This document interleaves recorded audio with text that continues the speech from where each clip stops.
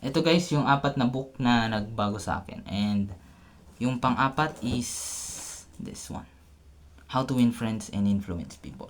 Ito guys yung nagpabago sa akin dahil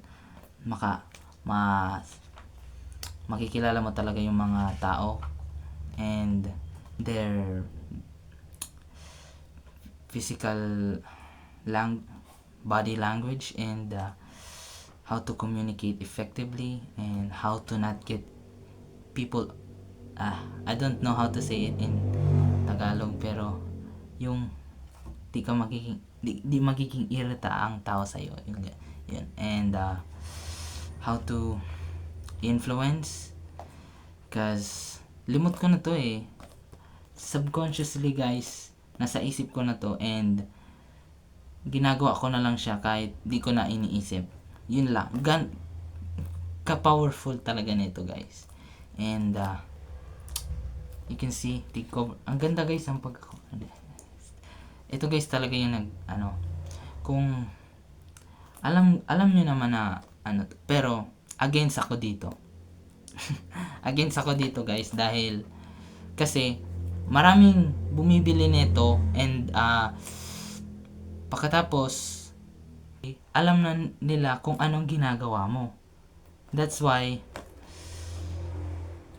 kung mahirap kasi explain kasi naisip ko yun nung nag-watch ako ng isang YouTube video na na kailangan mo talaga magbasa ng libro na hindi pa nakakabasa ng iba.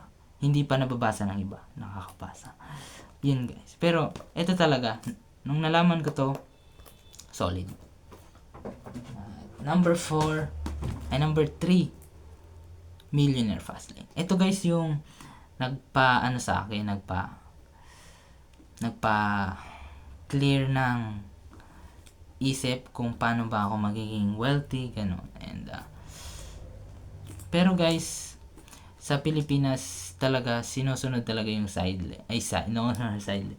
slow lane. And mahirap kasi i-convince yung mga parents natin na kailangan natin mag-business, gano'n.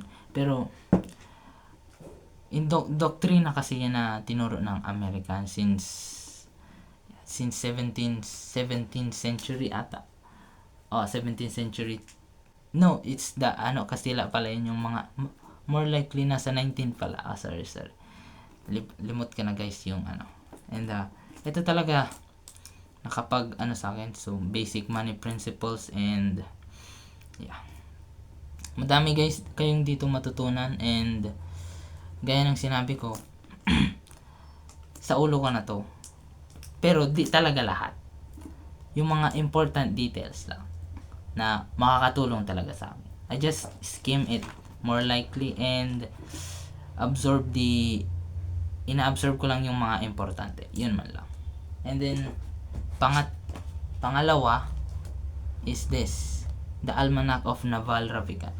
Kung wala ka pa nito, maganda tong libro pagbasahin dahil may mga impormasyon na maano ka talaga. Di ko siya ma-explain pero magiginhawaan ka lang dahil ang ganda talaga nito. Kasimpleng libro na madali maunawaan. Kasi ang mga Pilipino is second language nila is English. So keep on mo tong basahin talaga. Kasi it has philosophy, finance, and happiness. Yun guys, yung happiness talaga, dun talaga ako na nabaguhan kung paano ko view yung world and maganda talaga siya basahin. Mga more likely talaga, mga 2 days tapos mo na ata to kung focused ka talaga. Ako natapos ko to mga 4 days lang. And bitin nga ako nung natapos ko to kasi ang ganda talaga nung experience ni Naval and pati yung mga podcast niya at mga tig-compile niya dito, ang ganda talaga, promise. Dahil di mo talaga masasabing bakit ganito to, bakit ang nipis. Kasi ang nipis dahil more likely parang ganito siya kakapal, pero simplified version. Kasi kung pinapa-explain mo kasi yan kung pinapahaba mo pa kasi yan, parang mahirap intindihin eh. Kaya yun yung ano, yun yung maganda dito sa libro na to.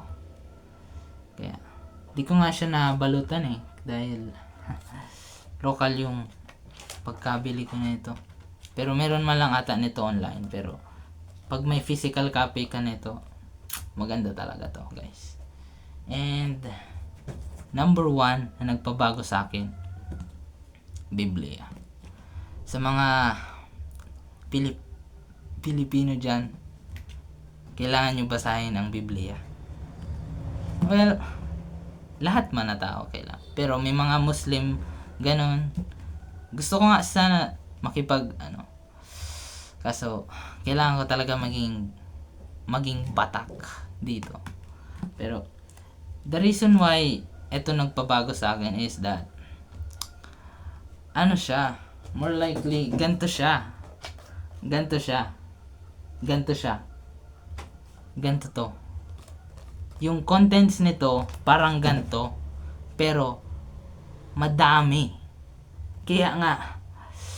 Kaya ko to linagay sa number 1. Pero nung nalaman ko na dapat ito talaga yung librong kailangan mo basahin first, ito talaga yung libro kailangan mong basahin kaysa dito sa tatlo o kahit anumang libro. Ito talaga dapat mauna, kasi yung finance, yung mga paano maging rich, nandito na eh.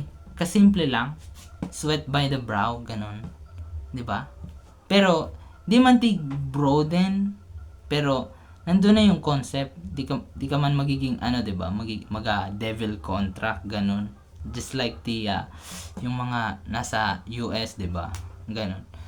Kaya you have to sweat by the brow and earn your money with your sweat.